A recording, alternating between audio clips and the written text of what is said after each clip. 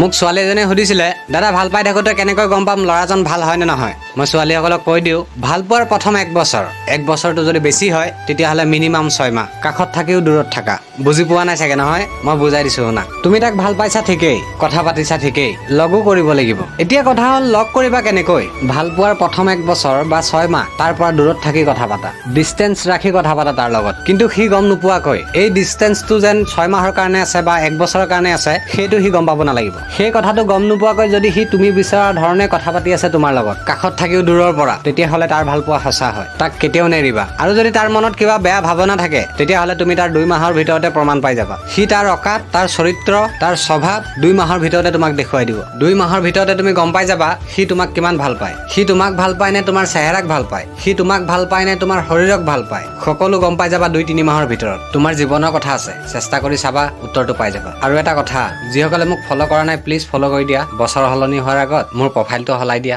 ধন্যবাদ।